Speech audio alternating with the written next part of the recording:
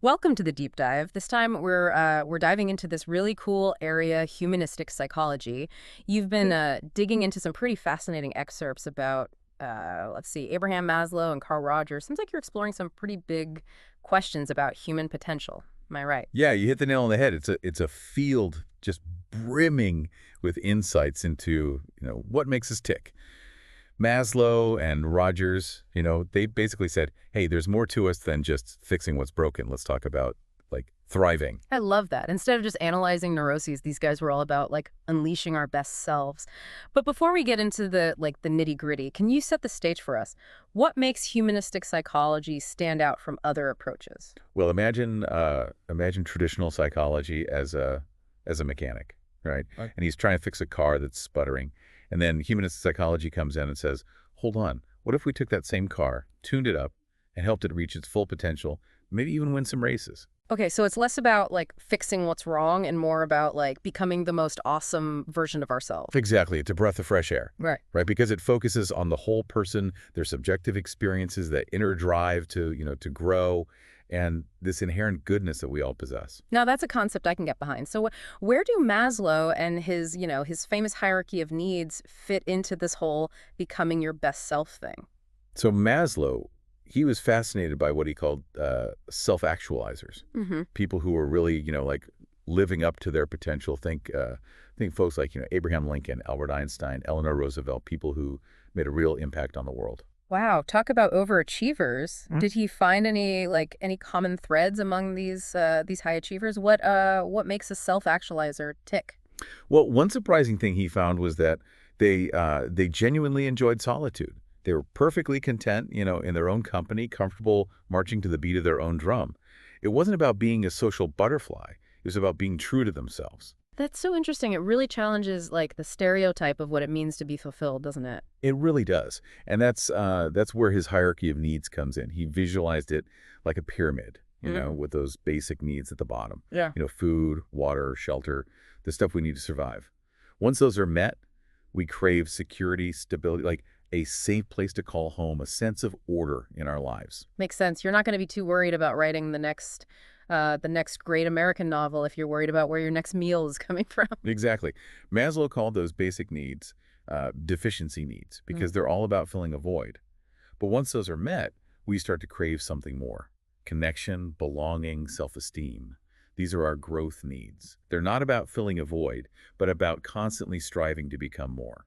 I can definitely relate to that desire for like something more that need to to grow and evolve. So are you telling me that we have to climb this pyramid, step by step, like some kind of personal development ladder? It's a helpful framework, but of course, real life is a bit messier than a neat and tidy pyramid. But there's definitely something to be said for building a solid foundation. You can't reach your full potential if your basic needs aren't being met, right? So true. It's like trying to run a marathon on an empty stomach. You've got to fuel up first. Precisely. And just like a marathon runner needs different types of fuel along the way, we need different things at different stages of our development. Maslow argued that those growth needs are fueled by a desire for self-actualization that drive to become everything we're capable of becoming. Okay. Now I'm getting chills. So how does Carl Rogers' work tie into this? Was he on board with like Maslow's pyramid scheme? Rogers definitely shared Maslow's emphasis on self-actualization, but he came at it from a slightly different angle. He drew heavily from his experience as a therapist, focusing on the idea of aligning yourself, who you are at your core, with your ideal self, the person you aspire to be. Okay, so the smaller the gap between your real self and your ideal self, the more like content and fulfilled you're likely to be. Exactly. Rogers called that congruence, and he believed that a lack of congruence leads to all sorts of inner turmoil and unhappiness. He also emphasized that this process of, self-discovery and growth thrives in a supportive and accepting environment. Kind of like a plant needs sunshine and water to flourish. Exactly. And that's where his famous client-centered therapy comes in, but we'll dive into that a bit later. I'm ready to hear all about it. But first, I'm Yeah. curious about something. When we talk about aligning ourself with our ideal self, are we talking about like becoming some perfect version of ourselves? Because that sounds a bit intimidating, to be honest. That's a great question. And it actually touches on a common misconception about humanistic psychology. It's not about striving for some unattainable ideal of perfection. It's actually the opposite. It's about embracing our authentic selves, flaws and all, and recognizing that we are all works in progress. Now that's a relief. So it's more about becoming the most authentic version of ourselves, not some idealized version of what we think we should be. Exactly. It's about recognizing that our imperfections are part of what makes us unique and lovable. And it's in those imperfections that we often find our greatest strengths and capacity for growth. Okay, I am loving this perspective. So how does that play out in real life? How can someone start to bridge that gap between their real self and their ideal self? That's where things get really interesting. And it's something that Rogers explored in depth. It starts with understanding those mixed messages we often receive about who we should be, and then learning to challenge those messages and create our own definition of what it means to live authentically. You mentioned that Rogers drew from his experience as a therapist. What role did he think therapy played in this process of becoming our most authentic selves? Well, Rogers believed that therapy could be a powerful tool for self-discovery and growth. He envisioned the therapist not as like an authority figure dispensing advice, but as a compassionate guide, providing what he called unconditional positive regard. Okay, I've heard that term before, but I'm not sure I fully grasp it. Can you break it down for us? Absolutely. Imagine a space where you feel completely accepted and valued for who you are, without judgment or conditions. Not for what you do, not for your achievements, but simply for being you. That's the essence of unconditional positive regard. It sounds so simple, yet so profound, like a warm hug for the soul. It really is.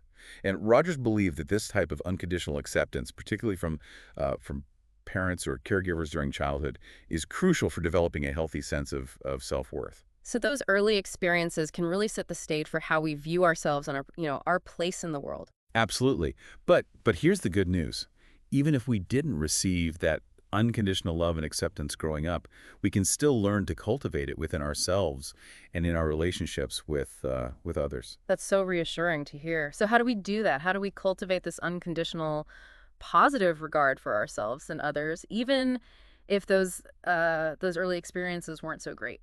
It's a journey, and it takes conscious effort. Therapy can be incredibly helpful, providing a supportive space to explore those deep-seated beliefs and patterns that might be holding us back. Hmm? But it can also be cultivated through mindfulness practices, self-compassion, and surrounding ourselves with people who uplift and support us. It's about creating that sense of safety and acceptance within ourselves and in our relationships. Exactly. And when we experience that kind of unconditional love and acceptance, it allows us to let go of those defenses, those masks we wear to protect ourselves from getting hurt. It frees us to be our most authentic selves. Exactly. And that's where the real magic happens.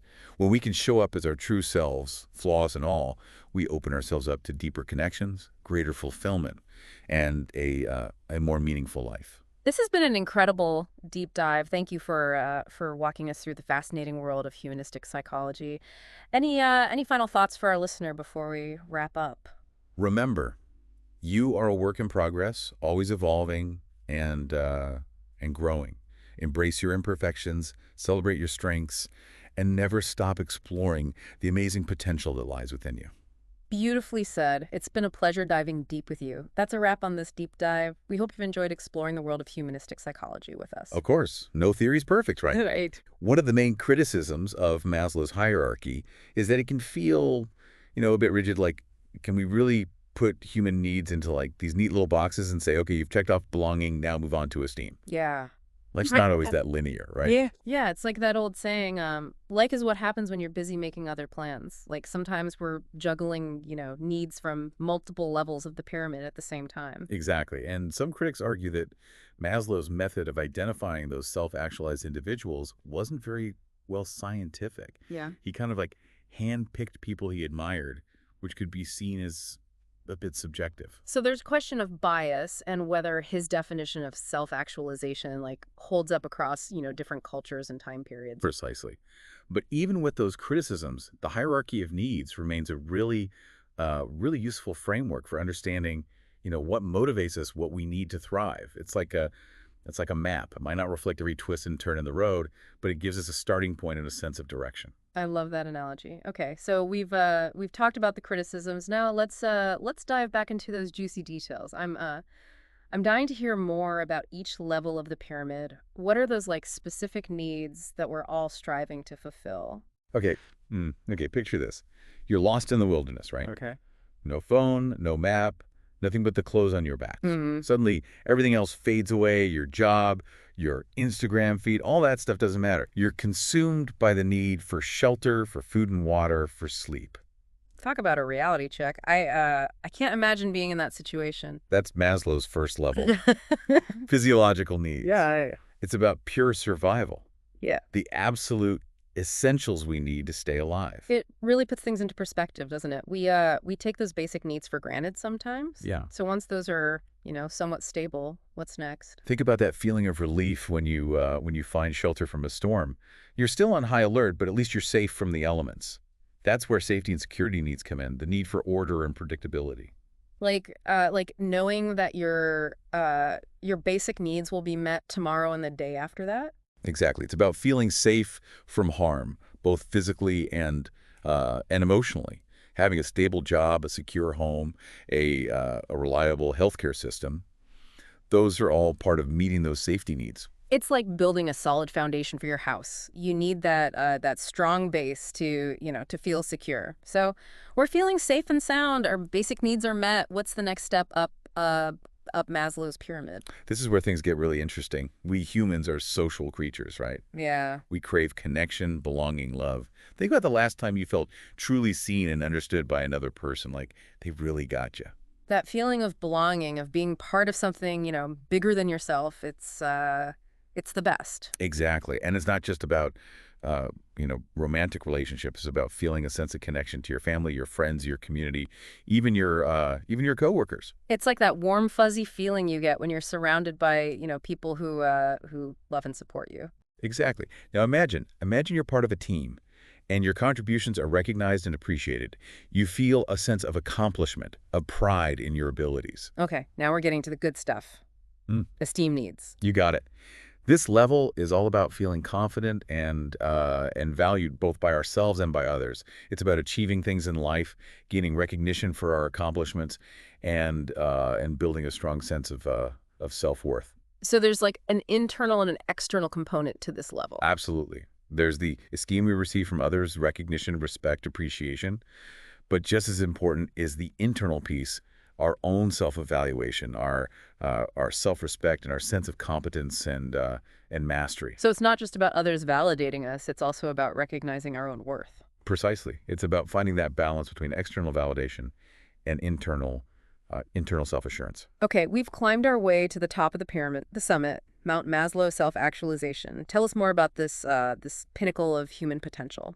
This is the big one, but it's also the most difficult to define because it's going to look different for everyone. Right. Remember those exemplary figures Maslow studied? Yeah. He didn't find a one-size-fits-all definition of self-actualization, but rather a set of shared qualities and tendencies. Okay, I'm ready for some aha moments. What did he learn about these self-actualized individuals? What set them apart? Well, one thing he noticed was their ability to live in the present moment. Mm-hmm. They weren't dwelling on the past or worrying about the future. They're fully engaged in the here and now, experiencing life with a sense of wonder and appreciation. Easier said than done, right? You bet. But these self-actualizers seem to have a knack for it. They were also incredibly problem-focused. Instead of getting bogged down by challenges, they saw them as opportunities for growth and learning. I love that, turning those lemons into lemonade. What else? They had a strong sense of personal ethics and values. They were driven by a desire to make a difference in the world, to contribute something meaningful. So it's not just about like personal fulfillment, it's also about like making a positive impact on the world around us. Exactly. They were driven by a sense of purpose, a desire to use their gifts and talents to make the world a better place. Wow, talk about like inspiring role models. It's like they were living life on a whole other level. And that's the thing about self-actualization. It's Yeah. not a destination, but a journey, a constant striving to become the best version of ourselves. I love that. But you mentioned earlier that even these self-actualized individuals weren't perfect. What did you mean by that? Maslow found that they could be forgetful, or overly kind at times. Some even had quirks that might be considered flaws by others, you know. Yeah. But you realize that perfection isn't the goal. Yeah. It's about striving for growth and authenticity, even with our imperfections. So it's not about being like flawless, but Mhm. about embracing our authentic selves. Exactly, and that's an important message for all of us. Now, I know we've been talking a lot about Maslow, but Rogers had some equally fascinating ideas about self-actualization, particularly when it comes to that idea of aligning yourself with your ideal self. I'm ready to dive into Roger's perspective, but first a quick question. In our previous episodes, you've talked about flow state, about getting lost in the moment when we're completely engaged in something we love. Would Maslow consider that flow state like a part of self-actualization or a side effect of it? That's a brilliant question, and it actually touches on a concept that Maslow called peak experiences. Okay. He described these as moments of intense joy, wonder, and awe, a kind of transcendence that often occurs when we're fully immersed in an activity we're passionate about. So like those aha moments you mentioned earlier. Exactly. These peak experiences could be anything from artistic creation to to connecting deeply with nature to achieving a personal best in athletics. Wow. Maslow saw these experiences as glimpses into the potential of self-actualization, a taste of what it feels like to be fully alive and in tune with ourselves and the world around us. Okay, that makes so much sense. So these peak experiences are like signposts pointing us towards self-actualization, but not the destination itself. Precisely. It's in those moments of flow, of complete absorption in the present moment, that we get a taste of what it means to be fully self-actualized. Wow, that's powerful stuff. All right, let's shift gears now and delve into Carl Rogers' unique perspective on self-actualization. What were his key insights into this concept? Okay, so we're back with Carl Rogers. Remind us again, how did his view of self-actualization like differ from Maslow's? Well, you see, while Maslow focused on those already self-actualized rock stars, Rogers was all about the process, the journey we all take toward becoming our true selves. Mhm. He believed self-actualization wasn't just for like a select few, but an innate drive within every single one of us. It's like we all have that potential simmering inside, just like waiting to be unleashed. Exactly. But Rogers also recognized that it's not always easy. We're bombarded with messages about who we should be, what success looks like, what others expect from us. It's like trying to find your own voice in a crowded room. Can you give us an example of those mixed messages? Something we might encounter in our daily lives. Think about social media. Okay. We're constantly bombarded with these curated versions of other people's lives. Mm-hmm. Perfect vacations, picture perfect families, incredible career wins. Right. It's easy to start comparing ourselves and feeling like we're not measuring up, not realizing that those are just carefully constructed snapshots, not the whole picture. That's so true. It's like everyone else is winning some imaginary race and we're stuck at the starting line. And those messages aren't just coming from external sources. Sometimes the most critical voice in our heads is our own inner critic. Yeah. That voice that tells us we're not good enough, smart enough, or successful enough. Ugh, tell me about it. That inner critic can really like sabotage our efforts to grow and change. Absolutely. So navigating those mixed messages, both internal and external, is a big part of what Rogers called becoming a person. Okay. I'm intrigued. Tell us more about this becoming a person business. Rogers believed that as we grow, we develop a concept of self, who we think we are. We also have an ideal self, who we think we should be, and also there's a gap between those two selves, which can lead to feelings of incongruence, like we're not living in alignment with our true selves. It's like that feeling when you're trying to squeeze into a pair of jeans that are clearly like a size too small. It's just not a good fit. Perfect analogy, and that's where Rogers's concept of unconditional positive regard comes in. Okay, you mentioned this earlier, but I'm still a little fuzzy on the details. Can you elaborate? Imagine a space where you feel completely accepted and valued for who you are, without judgment or conditions. Mhm. Not for what you do, not for your achievements, but simply for being you. That's the essence of unconditional positive regard. This sounds so simple, yet so profound, like a warm hug for the soul. It really is. And Rogers believed that this type of unconditional acceptance, particularly from parents or caregivers during childhood, is crucial for developing a healthy sense of self-worth. So those early experiences can really set the stage for how we view ourselves and, our place in the world. Yeah, absolutely. But here's the good news. Even if we didn't receive that unconditional love and acceptance growing up, we can still learn to cultivate it within ourselves and in our relationships with others. That's so reassuring to hear. So how do we do that? How do we cultivate this unconditional positive regard for ourselves and others, even if those early experiences weren't so great? It's a journey, and it takes conscious effort. Therapy can be incredibly helpful, providing a supportive space to explore those deep-seated beliefs and patterns that might be holding us back. But it can also be cultivated through mindfulness practices, self-compassion, and surrounding ourselves with people who uplift and support us. It's about creating that sense of safety and acceptance within ourselves and in our relationships. Exactly. And when we experience that kind of unconditional love and acceptance, it allows us to let go of those defenses, those masks we wear to protect ourselves from getting hurt. It frees us to be our most authentic selves. Exactly. And that's where the real magic happens. When we can show up as our true selves, flaws and all, we open ourselves up to deeper connections, greater fulfillment, and a more meaningful life. This has been an incredible deep dive. Thank you for walking us through the fascinating world of humanistic psychology. Any final thoughts for our listener before we wrap up? Remember, you are a work in progress, always evolving and growing. Embrace your imperfections, celebrate your strengths, and never stop exploring the amazing potential that lies within you.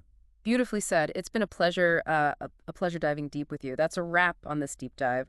We hope you've enjoyed exploring the world of humanistic psychology with us. Thanks for watching. If you found this video helpful, don't forget to give it a thumbs up and share it with your friends. Your support helps us keep creating valuable content like this. And if you haven't already, hit that subscribe button and ring the notification bell so you never miss an update. Join our community for more insights into psychology and personal development. Let's grow and learn together. See you in the next video.